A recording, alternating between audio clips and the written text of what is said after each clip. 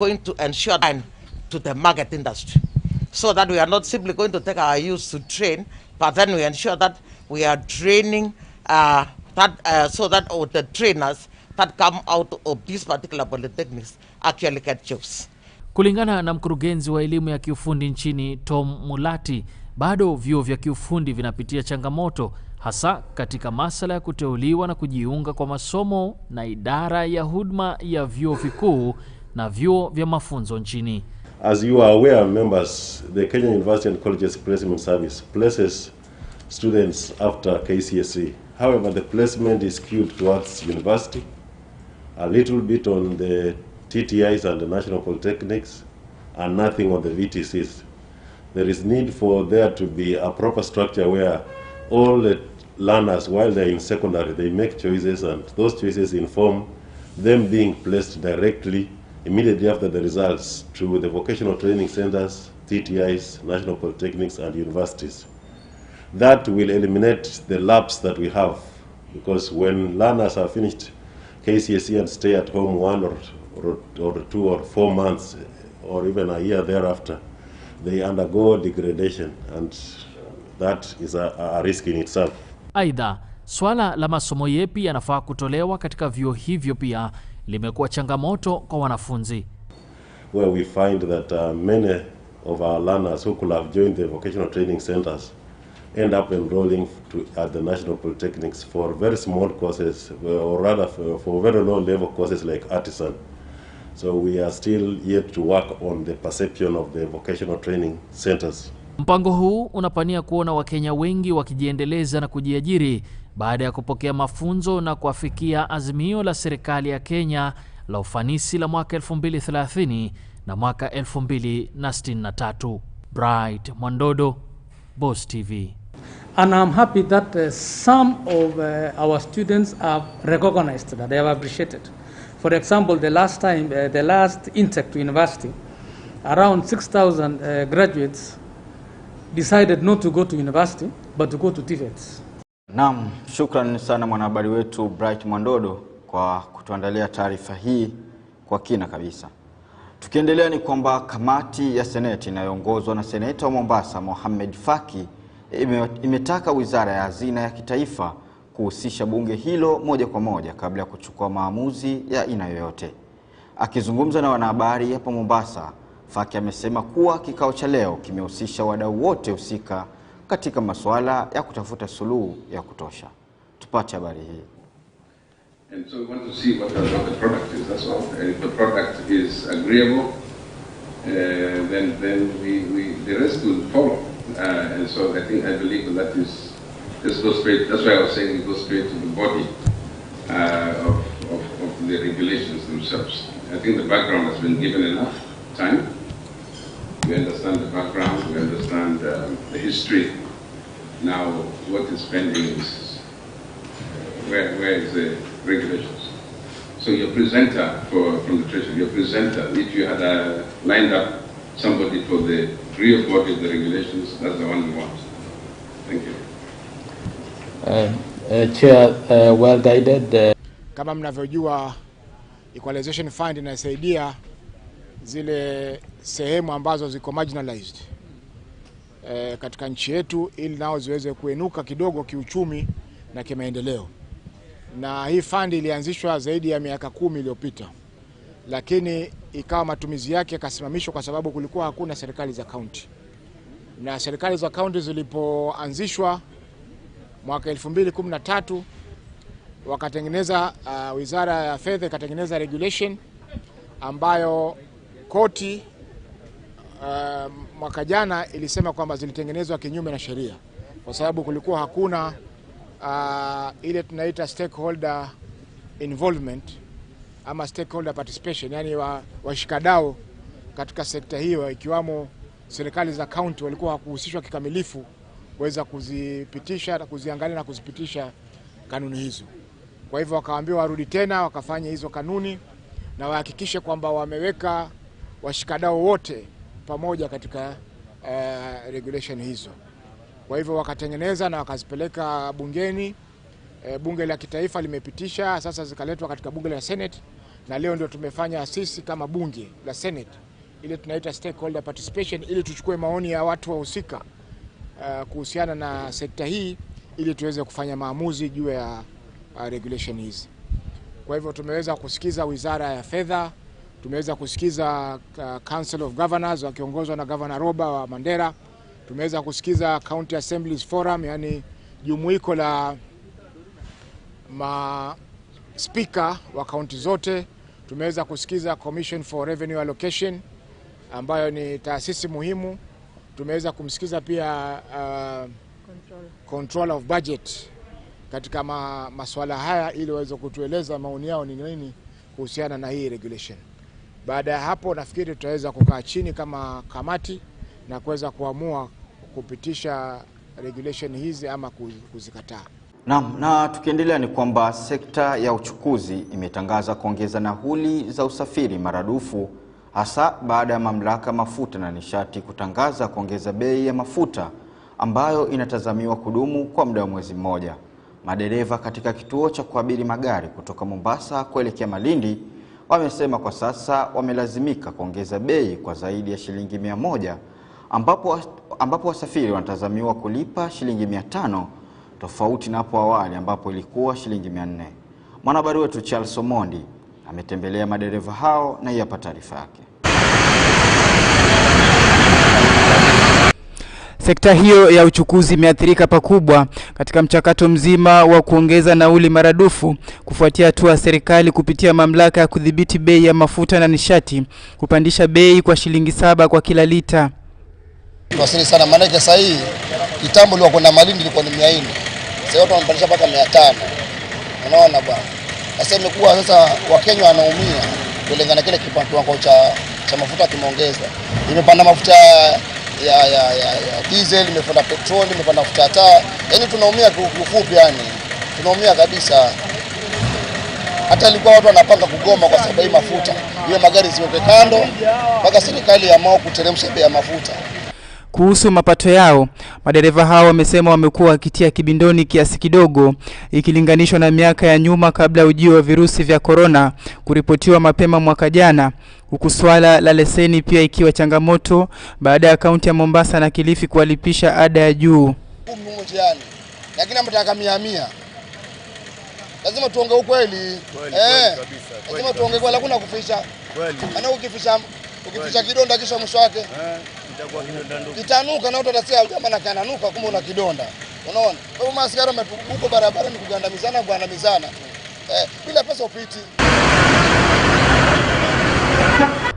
Aidha, ongezeko la bei hiyo inatazamiwa kuwa mzigo kwa mwananchi wanaotegemea bidhaa muhimu ambayo bei yake hutegemea bei ya mafuta.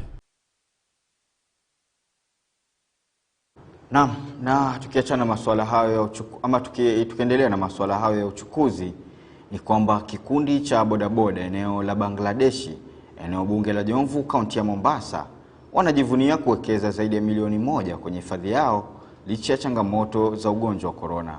Vijana hawa wa bodaboda wenye malengo ya kununua gari wamesema kuwa hawatorudi nyuma mpaka pale azma yao itatimia.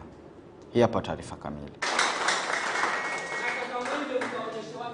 Kwenye hafla hiyo iliyodhuriwa na mwakilishi wadi wa Mikindani Juma ya kusherekea malengo yao na kujikumbusha mikakati walionayo kama kikundi. Walianza wakiwa vijana 40 wenye azma na lengo moja, na kwa sasa wanaelekea watu 76. Mwenyekiti anaelezea kuwa safari yao ilianza na 200,000 kutoka kwa mfuko wa mwakilishi wadi. By now tulianza tukiwa members 40. Saa hii tumeongeza tuko na members 76. Tulianza hii kikundi tukiwa chini kabisa. Hii kikundi ilianza mwaka 2013 na tulikuwa hatuna chochote. Sisi malengo yetu ni kuenda mbele. Mheshimiwa alitungangania akatupatia 200,000 kutoka devolving fund. Hii 200,000 imetufanya saa hii akaunti yetu inaelekea kuwa na milioni 1. Hiyo ni last year. Mwaka huu hatuchachukua statement, lakini tuna imani kwamba tuko na kama 1.5 kwa sababu mwaka huu ulikuwa na msukosuko wa corona. Kulingana na mwenyekiti wa kikundi hiki, ni kwamba pesa hiyo walikuwa wakisaidiana kama njia ya mkopo wa wenyewe kwa wenyewe. Sisi hapa tuko na familia. Kuna wengine wetu hapa wako na watoto wako shuleni. Tukaanza kitu tunaita soft loan. Mtu anaomba pesa kidogo, amefinywa kidogo hapa na mtoto shuleni, anakuja kwa chama, anachukua shilingi kama 10,000, anachukua shilingi 20,000, anaenda analipia mtoto shuleni. Anatulipa na kafaida kadogo. Haka kafaida ndio tumeweka kwa account, imegenerate mpaka imekuwa hivyo. Kuna wengi wetu hapa walikuwa hawana pikipiki. Pikipiki ni saa kulipa. Tukachukua hizo pesa, mtu anachukua kama 10,000, 20,000, anaenda anachukua pikipiki ya mkopo, analipa pole pole, sisi anatulipa hapa na yeye analipa ile pikipiki, akimaliza pikipiki inakuwa yake, anakuwa salama. Kulingana na jitihada za kikundi, Thoa amewaahidi kuwakatia bima ya afya vijana 10 kama njia mojawapo ya kuwapa motisha. Na siku hii ya leo pia tumesema kwamba tuchukue vijana 10 pia nao wapewe insurance cover katika ile mipangilio ya usalama barabarani. Ni cover ambazo anapopata ajali anatibiwa na analipwa. Tulianzisha hapo mwanzoni mwaka huu na hatutakoma kwa sababu tunathamini vijana hawa wa bodaboda. Wengi wao wamekuwa wanapata ajali, zile pikipiki za wenyewe zinalipwa, lakini yeye ambaye ameumia hakuna mtu anasimama na yeye. Kwa hivyo kutakuwa na tofauti sahihi kama ajali imetokea, mbali na yule mwenye pikipiki kulipwa, hata yule ameumia naye ataweza kupata msaada wa kulipiwa hospitali na kulipwa kwa jumla. Aidha, swala la kupanda kwa mafuta petroli limewatia tumbo joto wakiwa kama wahudumu wa bodaboda na kuomba serikali kuliangazia swala hili. Pande ya mafuta mimi ningesema sisi watu wa chini ni kama hatuangaliwi. Wakati mimi nakumbuka Kibaki alipochukua uongozi, kitu aliangalia ni usuru ya mafuta, akateremsha mafuta ilikuwa kama 90. Saa hii mafuta inapanda na shilingi 7 kwa safari moja, na hiyo ni kitu mimi sijawahi ona kabisa.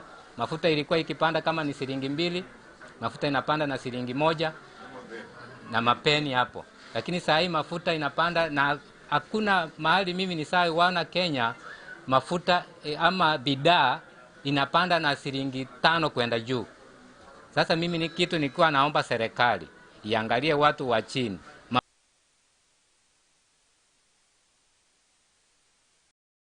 Naam, na tuweze kutoka eneo la Bangladeshi, eneo bunge la Jomvu, na tuelekee moja kwa moja hadi mahakamani ambapo maafisa wa ujasusi kwa ushirikiano na vitengo mbalimbali vya usalama wamewakamata wanaume wawili kwa madai ya kusafirisha dawa za kulevya aina ya heroin kutoka eneo la Diani, kaunti ya Kwale. Wawili hao, Said Mohamed Abdalla na Abdalla Mohamed Abdalla, walikamatwa jana tarehe 16 mwezi huu wakiwa kwenye gari aina ya Toyota Vitz na kufikishwa mahakamani hii leo. Tupate taarifa hii. Kwa sasa gari hilo lenye sajili KCV 351W imezuiliwa katika kituo cha polisi cha Kilindini pamoja na mifuko miwili ambayo imepakiwa bidhaa hiyo ambayo ingali kupelekwa katika maabara ya serikali ikiwemo kutathmini uzani na bei yake. Washukiwa watazidi kuzuiliwa kwa muda wa siku 4 katika kituo cha polisi cha Bandari kabla ya kusomewa mashtaka dhidi yao baada ya afisa wa upelelezi Mary Muga kuomba muda huo mbele ya hakimu mwandamizi Vincent Adet.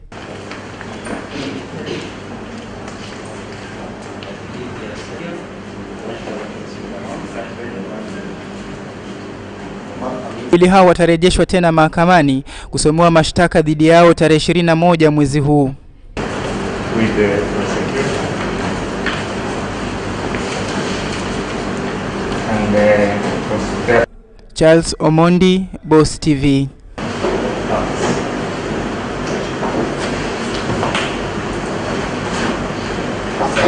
Naam, tukiendelea ni kwamba Baraza la Biashara la Jumuiya ya Afrika Mashariki limewahimiza mataifa wanachama kuzalisha bidhaa ambazo zitagharimu bei ya chini katika usafiri wa baharini ili kupunguza bei ya usafiri kwa bidhaa hizo. Mwenyekiti wa baraza hilo Nick Nesbitt amesema biashara nyingi zimeathirika kutokana na ujio wa virusi vya korona. Hivyo basi, hatua ya kupandisha bei ya usafiri inazidi kukandamiza wazalishaji.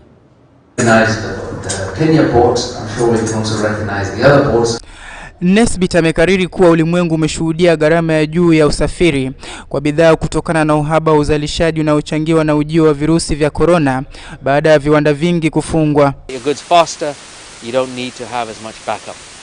It also means the ships can leave faster. So underpinning everything in this conversation is data, data, data, data. Let's digitize the information channels that underpin the importation and exportation of everything out of East Africa.